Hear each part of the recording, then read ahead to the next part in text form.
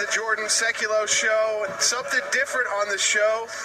This movie that is handed to me by Randy DeSoto as an event a couple weeks ago here in Washington, D.C., Faith and Freedom Coalition Conference, and Randy is a Regent Law grad. He's also part of this movie that's put together called I Want Your Money. Now, this, folks, has gotten a ton of buzz online. You can find out more about it and order your copy at iwantyourmoney.net.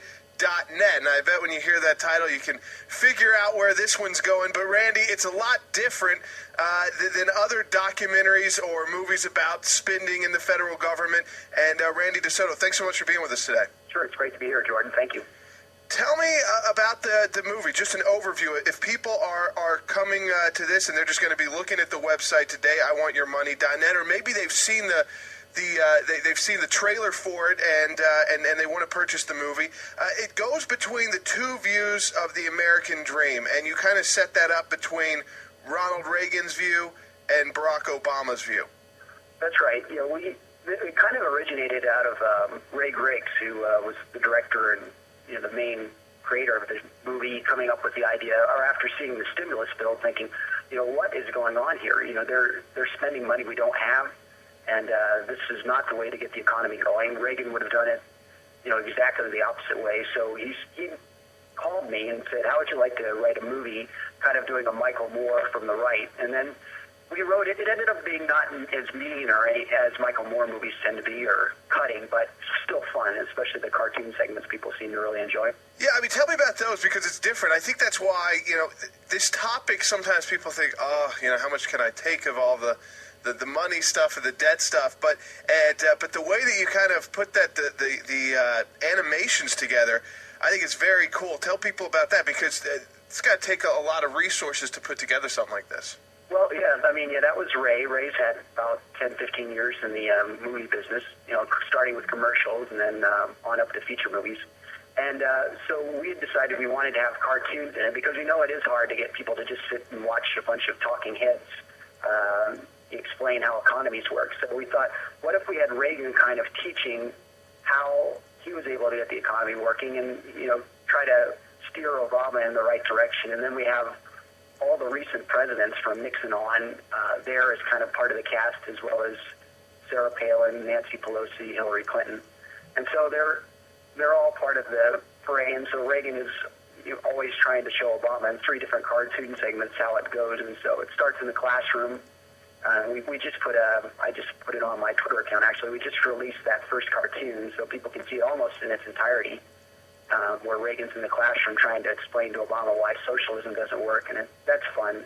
And the very last one is a boxing segment, which I had come up with the premise for, where they're trading punches on, create or save 4 million jobs, Reagan, 17 million new jobs, the greatest expansion of the economy, in American history. So they just keep going back and forth. So after reason doesn't work, Reagan has to decide the old-fashioned way how it's going to have to be settled.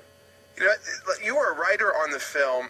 Why did you guys put this together now? It's spending was not correct. This issue was, it's not just, and I think it's fair to say it wasn't just a Democrat issue, though it's gotten far worse, it seems, in the last couple of years, but it's certainly the Republicans in Washington, D.C. were spending in a way that was pretty out of control as well. Why put together this movie now? And as a writer, what were you focused on trying to convey to the audience? Well, as I said, the genesis of it was really after the stimulus bill and kind of seeing how spending just kept going throughout that spring. And so Ray called me in July of 2009 and said, how would you like to write a treatment for the film, kind of a coverage of what you want to cover. And so I did that kind of based on showing how really what Obama and the Democrats were doing when they took over had been done before. It started in the New Deal, it happened in the Great Society, it happened in the 70s, and we're just doing it all over again. And the New Deal, it did not did not put America back to work. The unemployment rate was still at 15% at the end of the New Deal era before World War II started. And so I was just saying, why do we want to go down this path again? So that's the idea. Big government does not work. It's never worked, and it's not working now. Again, folks, we're talking to Randy DeSoto from IWantYourMoney.net if you want to get this DVD documentary, which has also got the cartoon element as well, the animation element as well, and it's very cool stuff. IWantYourMoney.net. We're talking to one of the writers, Randy DeSoto, who I'm very glad gave me a copy a couple weeks ago so we could bring it to you on the Jordan Sekulow Show. Right now we're actually going to play a minute of the DVD documentary now so you can hear. It's not really fair, folks, because you got to see this for yourself at IWantYourMoney.net so you can hear it. Hello, I'm from the government and I'm here to help. Well, I am the government and I'm really busy now. You have no idea how hard it is to be president. I always like to say, politics is not a bad profession. If you succeed, there are many rewards. If you disgrace yourself, you can always write a book. So, what you doing here? I'm redistributing the wealth. I learned in school spreading the wealth is good for everyone. Well, I learned from real life that it's not. What about the guy you're taking money from? Okay, so it's good for 75% of the people. Isn't taking money from one person to make 3 others happy a good thing? No, it's a very bad thing. In fact, there's a word for it. It's called theft. But it will better the lives of 3/4 of the people. Actually, it will make life worse for 100% of the people. And we call that socialism. I can't stand how all you conservatives say socialism, like it's a dirty word. That's funny. I feel the same way about how you liberals use the word capitalism. How about giving me 5 minutes and let me tell you a story? Jelly bean? No thanks. I'm good. Now, Randy, that's funny stuff. I mean, you get to see the kind of interactions between the two. How is the movie done so far? Well, we were able to put it in 500 theaters last fall, so we got good feedback. We didn't catch the Michael Moore wave like we'd like to, in terms of like a Fahrenheit 9/11.